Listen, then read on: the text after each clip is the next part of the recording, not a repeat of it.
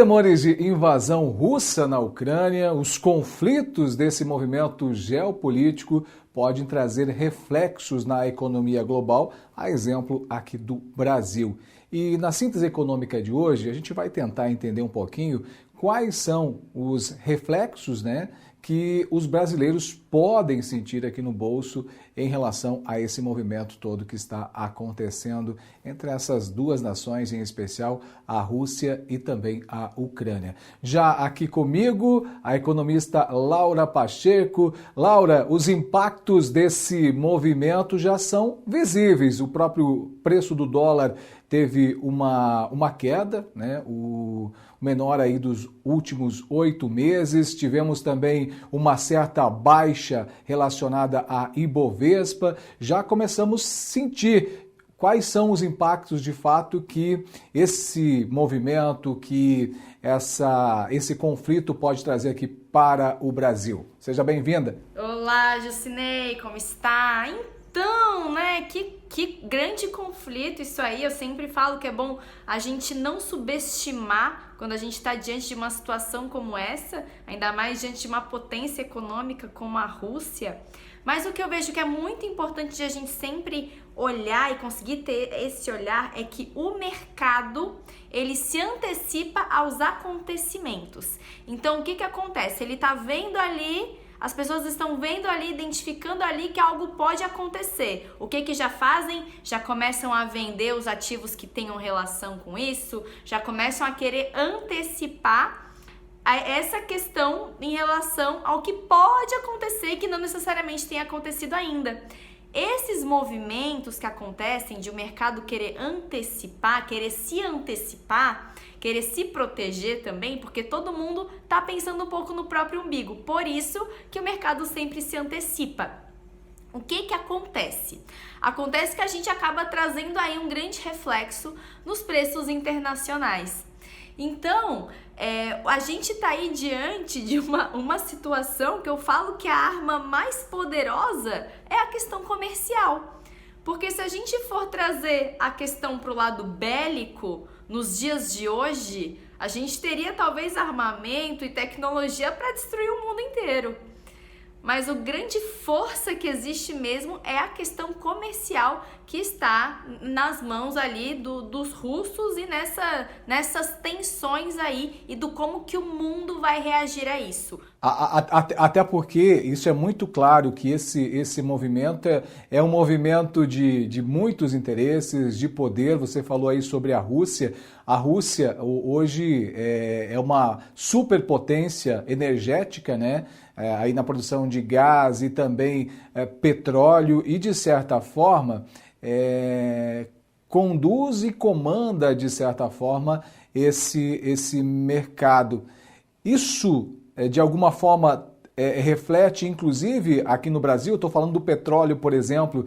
Nós estamos hoje vivendo também uma situação bastante preocupante, que é o próprio preço do combustível. Já falamos aqui em outros momentos, de alguma forma, por se tratar, a Rússia está participando desse conflito todo, pode trazer reflexos também no que diz respeito ao combustível aqui no Brasil, já que é essa superpotência nessa produção? Com certeza. Com certeza, visto que eles têm uma representatividade desses produtos de ordem energética, a gente acaba trazendo um impacto em toda uma cadeia, porque a gente precisa de energia para tudo. A gente precisa de energia para produzir, a gente precisa de energia para se transportar, a gente precisa de energia para, no caso também dos países europeus, eles vivem um inverno extremamente severo, eles dependem do gás para poder ter como se aquecer ali nos períodos de inverno. Então a gente depende de energia para tudo. E sendo assim, quando a gente traz ali algo que pode conflitar com o quanto se pode ofertar dos produtos que geram energia, o que acontece? Eles podem ficar mais escassos. Se acaba de a gente ter aí que o Brasil acaba tirando mais petróleo do Brasil, tô aqui trazendo uma linguagem bem informal, tá, gente? Toda vez que a gente precisa tirar produtos de dentro do nosso país, o que acontece? O produto, ele fica um pouco mais escasso dentro do nosso país. Quando ele fica um pouco mais escasso, eu estou impactando na oferta desse produto. Porém, a demanda continua. As pessoas ainda precisam de energia, ainda precisam de combustível, isso continua. Se eu tenho uma oferta menor e uma demanda que continua, eu causo um processo de inflação.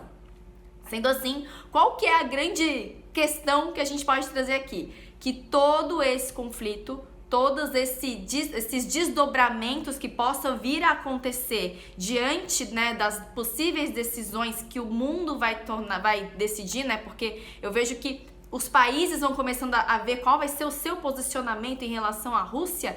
Esses desdobramentos podem impactar nesses produtos relacionados ao mercado de energia, que por tabela acaba também impactando aqui na questão da inflação. Então, se a gente pudesse trazer assim um apanhado de uma forma bem breve, Laura, qual que é o grande impacto que a gente pode sofrer a uma inflação não só no Brasil, mas no mundo? Então, a gente está aqui diante do risco de sofrer um processo inflacionário em decorrência desses conflitos, desse jogo de interesse principalmente, tá bom? A gente citou aqui, eu falei aqui do combustível, por exemplo, por se tratar do petróleo, né, que é uma das maiores forças da Rússia, por exemplo, né?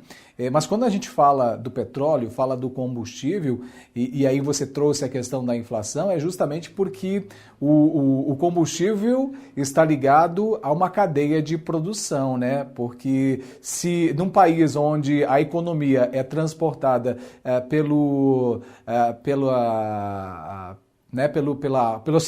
transporte rodoviário, né? Isso significa maior custo de produção, refletindo, obviamente, no bolso do consumidor final, por causa desse custo todo para que até chegar à mesa ou até chegar à casa do consumidor, né? Exatamente. Quando a gente falou de energia, toda a cadeia vai sofrer e tem muita relação também com isso. Qual que é o que traz alimento para a mesa do brasileiro? É o caminhão. E o caminhão precisa de combustível. Então, e tudo isso, uma coisa vai levando a outra. E isso é uma coisa muito interessante de a gente conseguir traduzir, ter esses olhos de que essas relações comerciais chegam na nossa casa. Parece algo muito distante pensar, a Rússia e a Ucrânia tá tão longe de mim, não vai bater na minha casa, mas chega sim, as ondas, né, os impactos acabam sim chegando por consequência na casa do brasileiro, na mesa do brasileiro. E um outro aspecto muito interessante também é que o Brasil, ele importa muitos fertilizantes, muitos produtos para fazer a questão agrícola lá do plantio, né, muitos produtos com essa utilidade agrícola. E o que isso pode impactar? Bom, se a gente tiver alguma mudança nisso, pode acontecer também de na produção aqui do Brasil a gente também acabar sofrendo um impacto do preço não apenas em relação à questão energética, mas se houver alguma crise de abastecimento de fertilizantes, o que vai acontecer? Os fertilizantes que estão no Brasil ou de indústrias brasileiras possivelmente vão ter um preço alterado, vão ficar mais caros, porque vai ter uma demanda maior por esses fertilizantes. E aí, para o produtor vai ficar mais caro produzir, e aí lá para o feirante ele vai ter que vender a fruta por mais caro, e aí o consumidor vai acabar tendo que comprar por mais caro também. Então tem esse outro aspecto que poderia acontecer, né, se a gente tivesse aí uma crise que desdobrasse no impacto desse fornecimento de fertilizantes aqui para o Brasil. Bom, agora nesse âmbito desse movimento todo que está ocorrendo, desses conflitos todos, há poucos dias o presidente do Brasil, o presidente Bolsonaro, esteve com o presidente da Rússia num encontro amistoso. Isso pode ser favorável ao Brasil em alguns acordos que parecem ter sido firmados, se de fato eles vão acontecer ou não, mas isso pode ser algo favorável para o Brasil, mesmo diante desse movimento todo que está ocorrendo lá? Então, pelo que foi trazido lá nos discursos, tanto do Putin quanto do Bolsonaro, o discurso é bastante amigável. Ambos falando da questão da paz, ambos falando da importância de respeitar essa diversidade que existe nos países do mundo, né? Porque a gente vive regimes de governo muito diferentes aqui no Brasil e lá. E eles trouxeram justamente essa questão da importância de manter essa relação amistosa, essa relação de paz, essa relação diplomática, pela importância dos produtos russos para o nosso país e também da questão de eles quererem fazer, por que não, no futuro, uma aliança relacionada à tecnologia, à biotecnologia. Então trouxeram aí horizontes futuros de fazer alianças também relacionado a segmentos da inteligência artificial. E é bastante interessante, né? O nosso presidente sempre trazendo bastante aquele caráter dele de dizer que ele é defensor da família e que consegue traduzir isso também na forma com que Putin se posiciona. Então acaba sendo aquele discurso bastante diplomático que certamente foi uma forma de o presidente do Brasil ir até lá, dizer que está representando o nosso país, dizer que está preocupado com a situação. É tudo uma questão ali, é um jogo político, né, Jucinei? É a questão da diplomacia, de a gente dizer que temos os mesmos interesses, todos queremos a paz, queremos preservar as relações. Pode trazer. Até porque, né, Laura, o que a gente sabe, e obviamente, né, há um interesse econômico muito grande do Brasil e a Rússia, até porque a Rússia, melhor dizendo, consome muitos produtos brasileiros, principalmente trazendo aqui um exemplo simples, a carne, né? Então, há sim esse interesse diplomático e interesse comercial, sem dúvida alguma, e principalmente, imagino, que de preservar essa relação, né? É de interesse do Brasil também manter essa boa relação porque os negócios e que a economia não sofra totalmente os impactos que esse conflito, né, pode trazer. Exatamente, muito bem lembrado da questão da carne, Jucinei. E muito interessante também que o Putin se posicionou, se solidarizou pela questão de Petrópolis, que aconteceu aqui no Brasil, das tragédias causadas pelas chuvas. E o Bolsonaro aproveitou a oportunidade para agradecer Putin por estar do lado dele ao defender a Amazônia. Então, é bem isso, né? Ambos, na verdade, por trás há um interesse comercial e eles mantêm essa diplomacia mais voltado para esse interesse mais de ordem comercial. Bom, a gente trazendo aqui para o brasileiro de uma forma geral, não dá, quando a gente fala de um movimento geopolítico, isso significa que o movimento envolve de uma forma global, né? Mas trazendo especialmente aqui para o Brasil, não dá mais para a gente pensar isoladamente as situações que ocorrem no mundo todo. A exemplo desses rumores de invasão, esses conflitos que estão ocorrendo. Como a gente pode definir para o brasileiro, como o brasileiro deve fazer a leitura desse momento aí na sua vida, na sua rotina, no seu bolso, nas suas finanças? Como ele deve olhar? Que olhar ele deve ter para esse momento? Então, o cidadão brasileiro, e de fato, realmente, a gente acaba tendo um pouco mais os olhos mais fechados para a situação geopolítica, achando que o cenário externo nunca reflete no interno. E assim, eu sempre tenho uma visão bastante otimista da situação, Jucinei. Eu sou sempre uma pessoa otimista. É importante. Somos brasileiros. É importante, a gente tem que manter o otimismo, né?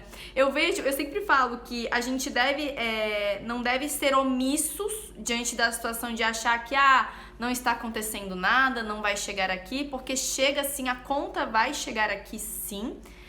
Mas também não é o caso de a gente instalar um pânico e criar um alarde, porque a gente já está vivendo um processo inflacionário, a gente já está vivendo uma fase de pós-pandemia, a gente já está vivendo aí um cenário bastante delicado em relação ao ânimo do brasileiro com relação à economia brasileira. A gente está em um ano de eleição ainda, então a gente está em um ano de muita volatilidade. O que é uma volatilidade?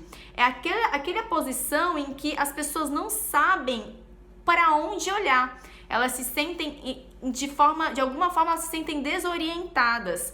Por quê? Quando a gente fala de uma eleição presidencial, a gente está falando de mudar ou permanecer o representante da nação, que vai também acabar impactando na iniciativa privada, não apenas na iniciativa pública, na iniciativa privada, e por isso que o mercado responde. Mas o que é mais importante de o brasileiro ter em mente?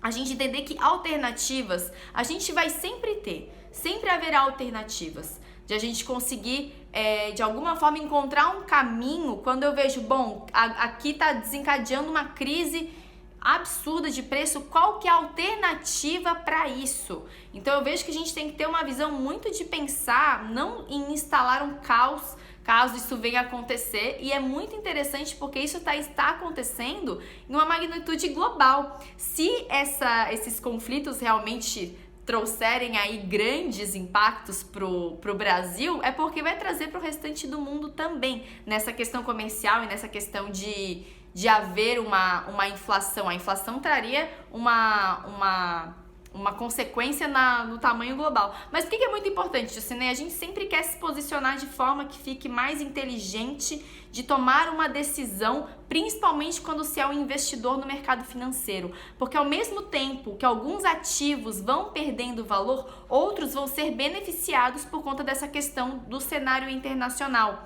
Então, por isso que é muito importante também a busca aí desses conhecimentos, porque quando a pessoa se torna investidor ou quando ela se posiciona como um profissional no mercado, o interessante, o ideal, que a gente sabe que o acesso à informação hoje é mais facilitado, é que as pessoas tivessem esse olhar de entender que onde a saída de um lado abre oportunidade para outros. Então, ao mesmo tempo que essas crises acontecem, quem tem a informação enriquece mais ainda. O segredo é ficar acompanhando de perto, né? E estar com a informação em mãos para, na hora da necessidade de uma melhor decisão a ser tomada na sua própria vida, quem sabe financeira, caso você seja um investidor, analisar qual o melhor ativo para você investir, e até mesmo em outras situações, se você não é investidor, ter informação sobre o que está gerando, o que está acontecendo no mundo, para você também estar de alguma forma preparado aí para saber como agir e agir com antecedência. Então, o segredo de tudo aqui é não ficar alheio ao que está acontecendo no mundo, porque pode sim refletir e vai de alguma forma refletir no seu bolso, na sua casa, né? Dá para dizer que esse é o resumo aqui de tudo, né? Exatamente. Nosso objetivo maior é de mostrar que traz impacto. Mas claro, né, o como vamos lidar com isso, a gente tem que estar sempre ali atento de quais seriam as alternativas diante dos possíveis impactos. E as causas disso tudo, pessoal, tem raízes profundas, raízes históricas, raízes que muitas vezes, até para quem estuda o assunto, é difícil de entender. Até os correspondentes que estão nos Estados Unidos, que estão na Rússia, até eles têm dificuldade de entender assim de forma mais detalhada os motivos desses impactos, mas o nosso objetivo aqui é justamente mostrar para o cidadão comum que isso chega também ali na mesa de jantar dele. Tá certo? É isso aí. A ideia é que a gente possa facilitar para você, trazer de uma forma muito mais direta de quais são os impactos que tudo isso pode trazer efetivamente aí no seu bolso e de que forma você também pode se precaver, e que nesse caso é com a própria informação. Laura, obrigado por mais esse bate-papo, por mais esse encontro semanal aqui, para a gente tentar, de alguma forma, ajudar as pessoas a entenderem esse processo que a economia causa, né, no nosso bolso através de ações e movimentos diários pelo mundo todo. Obrigado. Imagina.